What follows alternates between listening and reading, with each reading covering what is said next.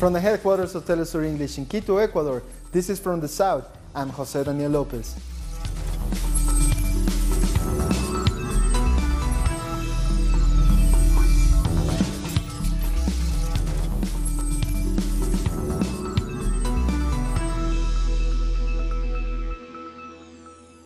Another group of migrants is rushing to reach the United States to join the first ones already in the border in Tijuana.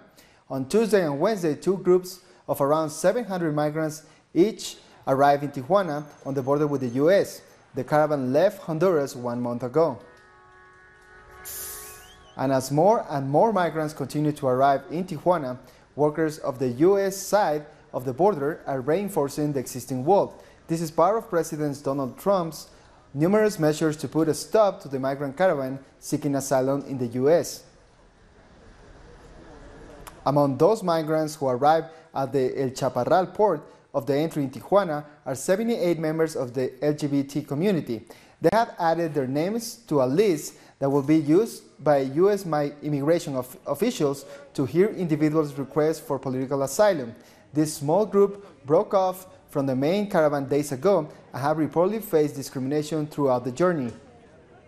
We come in peace. We want to do things correctly. We don't want to jump over walls. We don't want to violate U.S. law.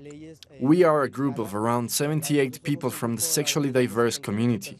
Our objective today is to request our number so that maybe within 2 or 3 weeks, we don't know how long it will take to get a number, we can request political asylum. Beforehand, to ask the government of the United States to please help us, to open their doors, because we are not people who cause trouble. We come fleeing from trouble. We come fleeing from discrimination. We come fleeing from a lot of violence in Honduras and Central America. Since early in the morning, the migrant caravan arrived in the state of Sinaloa from Nayarit. From there, they are organizing their next step in this journey, with the help of people from one of the most dangerous states in Mexico. When you say you are from Culiacán, Sinaloa, right away people say names of drug traffickers. People from Sinaloa are good people, workers. People here are willing to help out brothers and sisters and support them. Tiredness is evident, especially at this time of day. We arrived here at 2 in the morning and we are still waiting for transportation. We have not slept at all. The Escuinapa community is still recovering from the Willa hurricane damages. However, they have helped with transport for migrants to reach the northern part of the state. Since yesterday, there has been more than 1,500 people leaving the city. Even though they are tired, migrants say it's worth waiting for transportation so they can have a more comfortable journey towards their next destination. Many people don't understand they have to wait. They are messing around and sometimes we lose help because of them.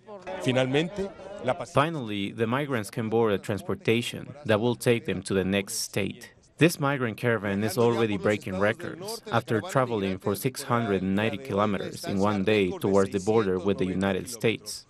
A young Mapuche was killed by Chile's national police during a raid in his community on Wednesday. Camilo Cartillanca was shot in the head twice by special forces deployed to the area of Temecucuy. Social organizations and several lawmakers are holding the state responsible for the murder and are demanding an investigation.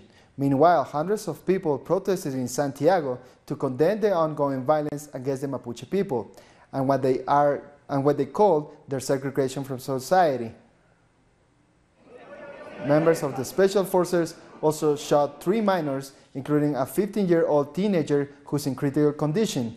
This information was confirmed by Temecucuy authorities, who added that the minor is being held in the Coyipi-Puyi police station.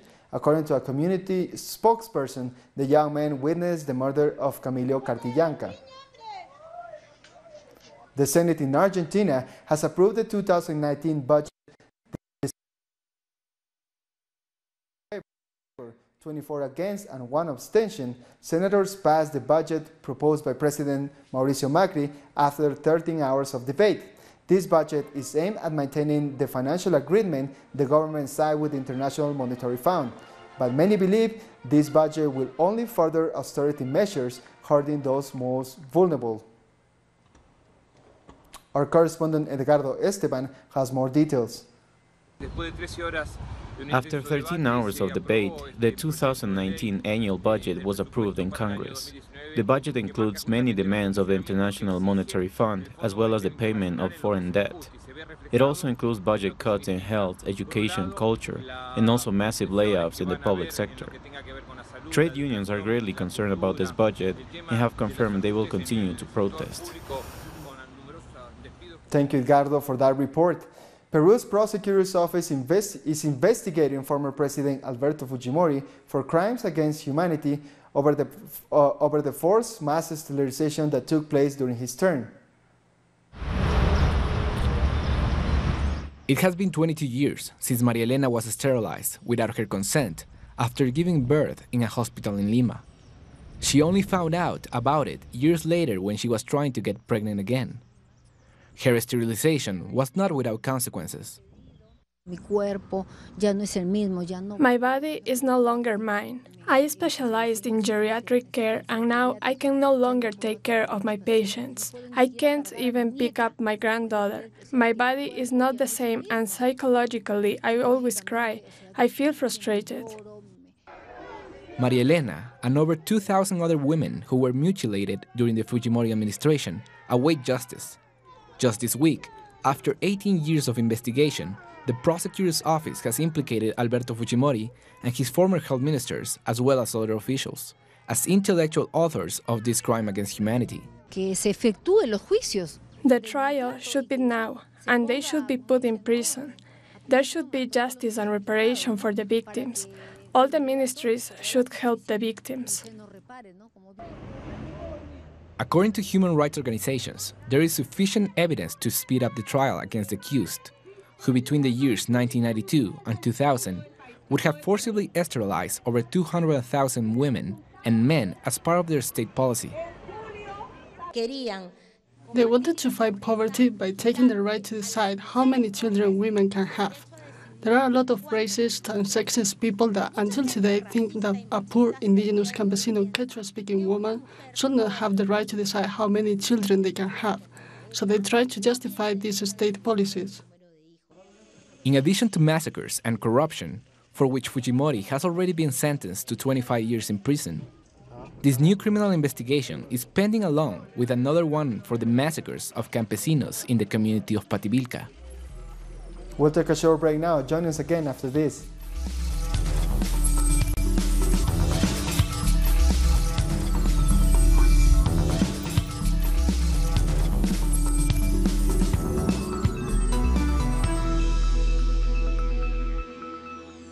Welcome back. Ecuador's National Assembly recently dismissed a member of former President Rafael Correa's political party, sparking controversy.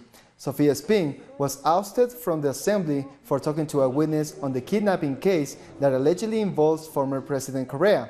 However, the Citizen Revolution Party has accused the president of the assembly and the current administration of Lenin Moreno of political persecution of assembly members who align with the former president. Indigenous groups from Colombia's Chocó department have protested against high levels of violence in the war-torn region. Over 400 members of the region's indigenous communities gathered in front of the Ombudsman office in Bogota. The protesters are demanding for an audience with the President Iván Duque to address the violence affecting their community. The city of Bogota has received a delegation of Embera sisters and brothers for the past 3 days, totaling 450 people. They seek a direct dialogue with the president and want to explain the issues which led them to march to the city of Bogota. Still in Colombia, students are protesting for a higher budget for public universities. They also reject the government's neoliberal policies. One student was arrested by the police. Indigenous groups and worker unions are joining the demonstration throughout the country. Workers leveled complaint against President Duque's tax reform that seeks to tax on basic goods. The 26th Ibero-American Summit is currently underway in Antigua, Guatemala.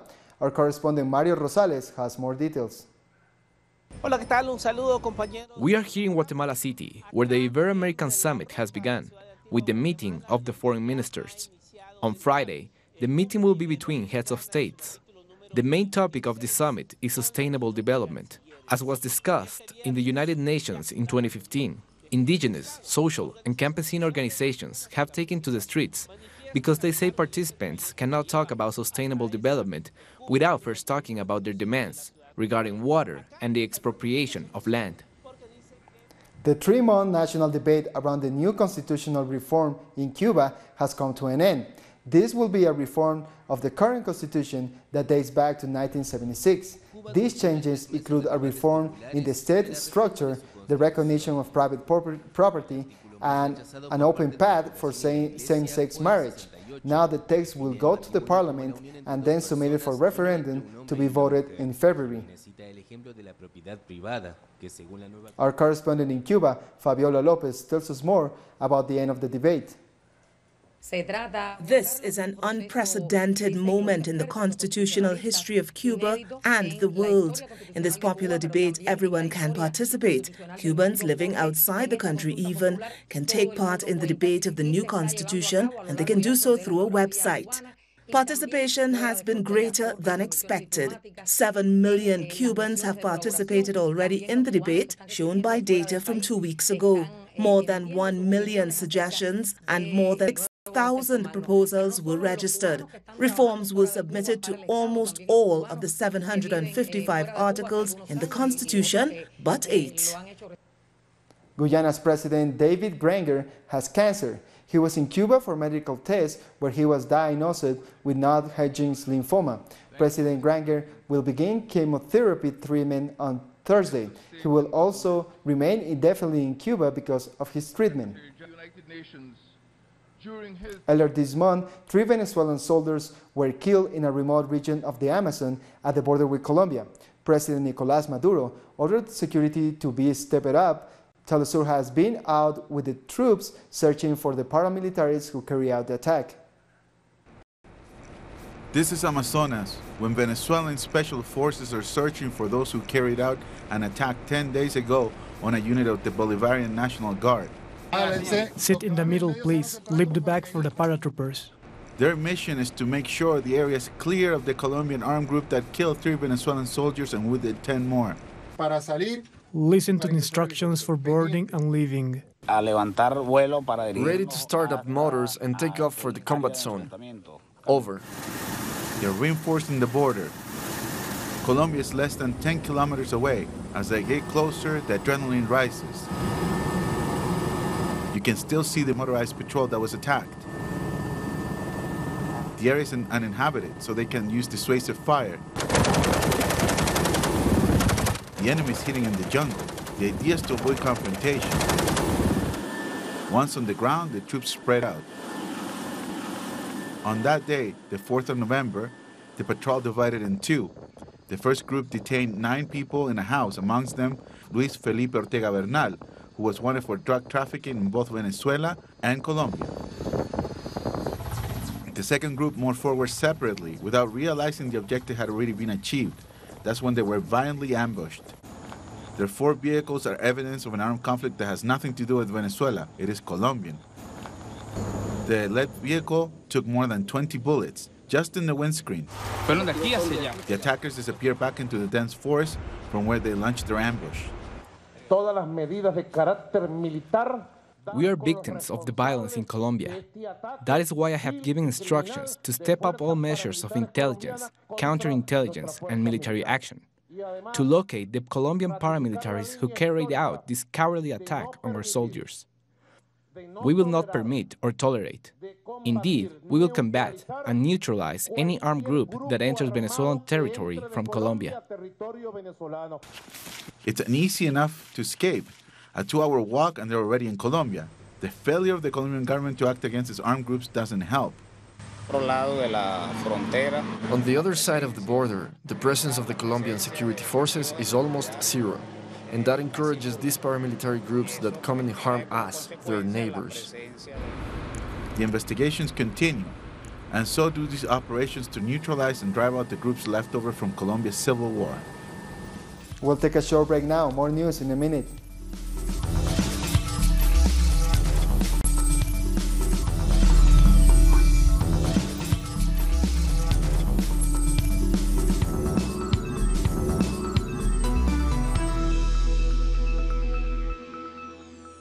Welcome back. Latin American music is ready for its biggest award show of the year. The 19th annual Latin Grammy Awards are taking place on Thursday at the MGM Grand Arena in Las Vegas. The Academy announced its nominees back in September, with Colombian musician J Balvin leading the nominations with a total of 8.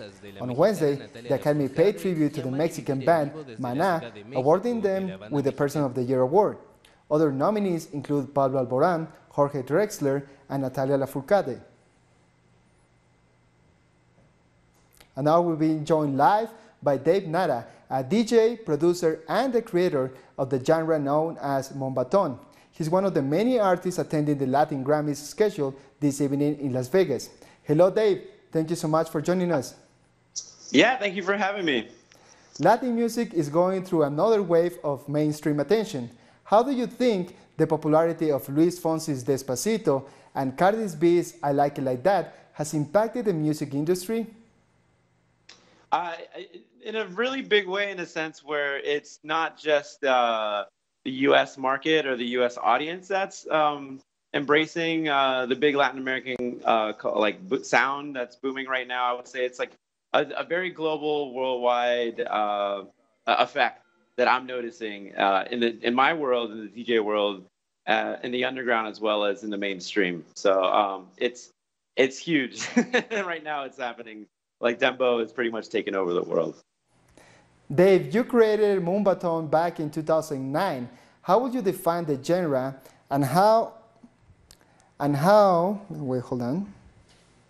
has it developed since then, actually, the genre?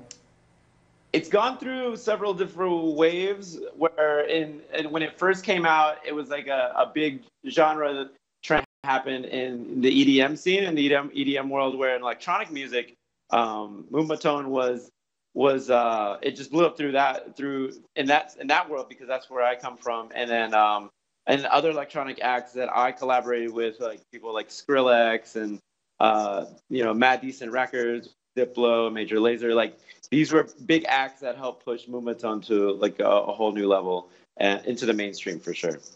You're currently trying to set up your own record label. What challenges are you facing with that, considering the current state of music industry? Well, that's a good question. I'm learning a lot here in the Grammys. This is why me and my partner Jesse Titsworth came out here, is just to kind of meet people that are, in the more on the commercial side of the music scene, as well as the industry side. And a lot of people that we've been talking to that are artists, kind of what we wanted to put faces to the names that we've been in contact with. So it's been really, really cool while we've been out here. Well, if that helps answer the question. Dave, thank you so much for speaking to us. Best of luck with your label and enjoy the award ceremony. Thank you very much. Thank you for having me. Moving on. Letters demanding a vote of non-confidence on reportedly pulling out against British Prime Minister Theresa May. Some of her own MPs are calling for her removal over the Brexit deal. The move comes after 4 members of May's government resigned early Thursday. The backlash also comes just after Cabinet had agreed to support the draft version of the agreement. Morning. Will the Prime Minister survive? Lawmaker Jacob Rees-Mogg spoke to reporters outside the Parliament after he submitted his letter of non-confidence. He said he believes a leadership challenge to Theresa May could be completed in weeks. I think the parliamentary processes can be sped up, and bear in mind the Conservative Party now has a list of members at central office. It doesn't have to go around the country asking who the members are. Oh, not months, but I think weeks. I think it would be unrealistic to go faster than that. But British Prime Minister Theresa May remains defiant in the wake of this crisis. Yes, difficult and sometimes uncomfortable decisions have had to be made. I understand fully that there are some who are unhappy with those compromises, but this deal delivers what people voted for, and it is in the national interest. And we can only secure it if we unite behind the agreement reached in Cabinet yesterday. If we do not move forward with that agreement, nobody can know for sure the consequences that will follow. It would be to take a path of deep and grave uncertainty when the British people just want us to get on with it. And now let's have another look at some other headlines from around the world. Leaders of the European Union and South Africa have held a summit in Belgium to review their bilateral ties and cooperation agreements. The 7th meeting marks 100 years after Nelson Mandela was born.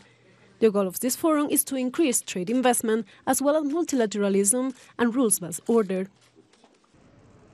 Leaders from around the world are meeting in Singapore during the last day of the Association of Southeastern Asian Nations meeting. 10 ASEAN countries plus China, the US and Japan came together in a summit where that focuses on community building and strengthening ties. During the 3-day summit, different leaders have also discussed bilateral issues. We also exchanged views on future directions for the East Asia Summit in response to the complex challenges we face today so as to maintain regional peace, stability and prosperity. More protests have taken place against the acquittal of a Christian woman accused of blasphemy in Pakistan. A week after Asia Bibi was released after 8 years in prison, people have rattled violent protests calling for her and the country's top judge's murder. Blasphemy is an inflammatory issue in Muslim-majority Pakistan. Rohingya refugees in Bangladesh have rejected plans to repatriate them to Myanmar, arguing that it is not safe for them to return. The repatriation process initiated by the Bangladeshi government was supposed to begin on Thursday, but not a single Rohingya refugee has been sent back. They killed 2 of my sons. I want to go back. If Vatican gets free someday, I will go. The 77th shopping festival made in Syria has started in Damascus. The event hopes to show the strength of Syrian industries in spite of economic sanctions and terrorist attacks. This festival, in which nearly 200 companies are taking part, showcases products made entirely in Syria. This is an attempt to reboost Syria's economy and safeguard the needs of citizens. Through festivals like these, we create commerce centers that establish direct contact between producers and consumers. This reduces process and can lead to sales of up to 50%. The participation of national companies in this festival serves as a clear message to foreign interests, a message that says that, despite the war, the Syrian industry will not stop and will soon recover its grandeur. Syrian soldiers who were wounded in the battlefield take part in the festival with their own creations. The participation is a first for this event.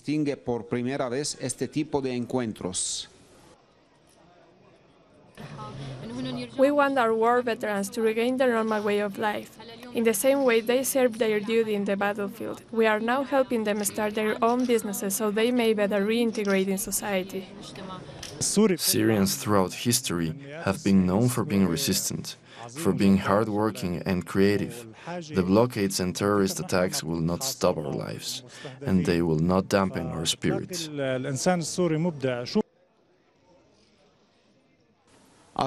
This festival will travel to Amman, the capital of Jordan, to promote Syrian-made products. We come to the end of this news brief. This and many other stories you can find on our website at telesurenglish.net. And join us on social media, Facebook, Twitter, and Instagram. For Telesur English, I'm Jose Daniel Lopez. Thank you for watching.